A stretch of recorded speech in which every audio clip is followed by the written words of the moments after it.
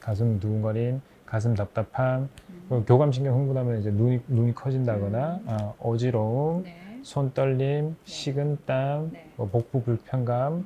대표적인 증상은 가슴 두근거림이 심하게 음. 나타난다로 네. 주로 사람들이 방문을 해요. 네네.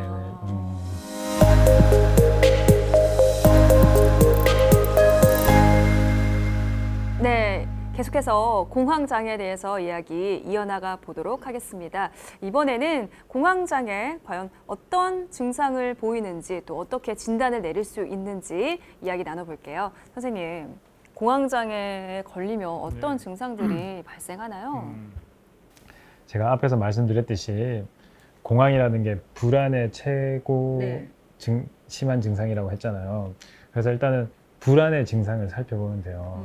이 불안이라는 증상은 보통 이제 어떨 때 발생을 하냐면은 우리 몸에 자율신경계가 있는데 이거를 두 개로 나눌 수가 있어요. 하나는 교감신경이라는 네. 거고 하나는 부교감신경이라는 걸로 나눌 수가 있어요. 네. 교감신경이라는 거는 자율신경을 이렇게 자극하는 거예요.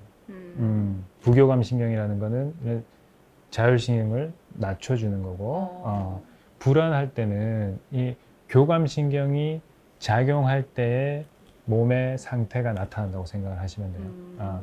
그래서 교감신경이 작용을 하면은 어떠한 증상들이 나타나냐면은 일단은 얼굴이 시뻘겋게 화났을 때 증상이랑 비슷하다고 보셔도 돼요. 얼굴이 시뻘개지고 약간의 어지러움이 생길 수도 있고 가슴이 답답하거나 가슴이 두근거릴 수도 있고 네. 숨이 찰 수도 있고 손발이 떨릴 수도 있고 약간 속이 왜 우리 운동할 때는 소화가 잘 안 되잖아요. 교감신경이 활발할 때는 소화가 잘 안 되거든요. 그런 복부 불편감이 있을 수 있고 그리고 여기에다가 이제 죽을 것 같은 공포라든가 자기가 이제 제어하지 못할 것 같은 그러니까 뭐 미칠 것 같은 그런 감각들 이런 것들이 포함되어 있는 게 공황의 증상입니다. 네네네. 내가 불안한데 이 불안을 그냥 이제 자기 점수로 매겨 보는 거예요.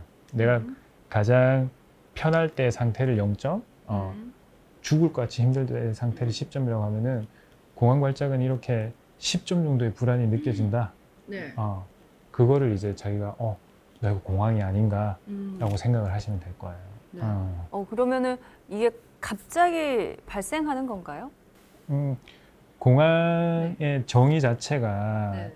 예기치 않게 발생을 하는 거예요. 그래서 무서운 거예요. 그러니까 예를 들어서 나는 저 장소에 가면 불안해 라고 하는 거는 지극히 정상이라고 했잖아요. 높은 장소에 가서 불안하다 이런 건 지극히 그쵸. 정상이거든요. 네.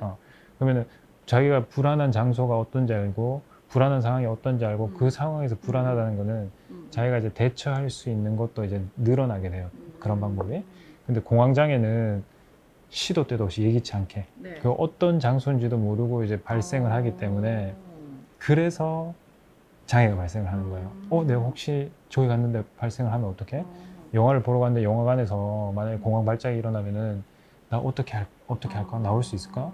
지하철을 탔는데 사람들이 막 이렇게 몰려 있는데 내가 공황 발작이 일어나서 쓰러져 버리면은 거기서 누가 나를 도와줄 수 있을까? 이런 걱정들 때문에 자기가 뭐 영화를 보러 가지 못한다, 지하철을 타지도 못한다, 이렇게 되면 이제 그게 공황 장애로 발전을 하는 거죠. 그 공황 발작이 일어날 때 그 어떤 증상들이 좀 나타나나요? 저는 이제 기본적으로 이제 환자분들한테 이렇게 설명을 해요. 아까 0에서 10까지 나누라고 했잖아요. 조절할 수 있는 불안, 감정들의 범위를 한 7점 정도라고 이야기를 해요. 그래서 그런 항목을 보통 이제 불안 증상의 항목을 한 11가지, 12가지 정도 나눌 수가 있는데 거기에서 7점 이상 되는 게 4가지 이상 되면은 그게 공황 발작이라고 생각을 하시라고 이야기를 해요. 어떤 신체적으로 나타나는 그런 특징들이 있을까요? 그 이제 아까 역시 말씀드렸던 이제 가슴 두근거림, 네. 가슴 답답함, 교감신경 흥분하면 이제 눈이 커진다거나 어지러움, 네. 손 떨림, 식은땀, 네. 복부 불편감, 뭐 이런 머리 끝부터 발끝까지 불안할 때 나타날 수 있는 증상들이 다 한꺼번에 나타나는 사람도 있고 네. 아니면 이제 대표적인 증상은 가슴 두근거림이 심하게 나타난다로 네. 주로 사람들이 방문을 해요. 네네. 그러면은 보통 환자들이 어느 정도 이렇게 됐을 때 많이 방문을 하시나요? 사실 정신과적인 질환은 생기자마자 얼마나 빨리 오느냐가 네. 이거를 치료할 수 있는지 가장 중요한 요소거든요. 근데 뭐 아직도 많은 사람들이 그냥 한두 번 이런 공황 발작을 겪은 걸로는 오지 않아요. 제가 말씀드렸듯이 이것도 못하게 되고 저것도 못하게 되고 그리고 이것도 못하고 저것도 못하고 그러면서 이제 방 안에만 머물러 있고 공황 발작 때문에 자기 일을 도저히 못할 정도가 돼서 오는 경우가 많아요. 사실 그 전에 오면은 훨씬 더 빨리 예, 증상이 회복될 수 있는데 아직까지도 정신과에 오는 게 힘들기 때문에 너무 늦게 와서 네. 이제 치료하는 시간도 너무 오래 걸리는 게 참 안타까워요. 그러면 어떠한 증상들이 좀 발생했을 때, 공황장애인가라고 생각해 보면은 좀 좋을까요? 정신과적인 증상은 네. 이제 다른 고혈압이나 당뇨병 같은 경우는 수치가 어느 이상 정도가 되면은 이제 뭐 운동을 하면서 관리를 해야 된다거나 더 어느 정도 이상 되면은 약을 먹어야 된다거나 이런 가이드라인이 뚜렷한데 네. 정신과는 그런 게 조금 그렇죠. 뚜렷하지 불분명해요. 그래서 이거를 어떻게 평가하냐면은 일단은 제가 아까 불안에 대해서 이야기를 했을 네. 때 불안은 언제 일어나는지 불안할 상황에서 일어나면은 불안한 게 맞아요. 근데 이제 이게 어떤 때 일어나는 게 아니라 뭐 시도 때도 없이 불안이 발생을 한다거나 아니면은 이 불안 때문에 자기가 하고 싶은 일보다 하지 못하는 일이 더 많거나 이 불안함 때문에 자기가 삶에 적응을 해나가는 게 본인이 스스로 생각을 하기에 힘들다고 생각이 되는 정도가 되면은 그때는 무조건 방문을 하셔야 되고요. 사실 이런 내가 공황 발작 수준의 불안을 느꼈다.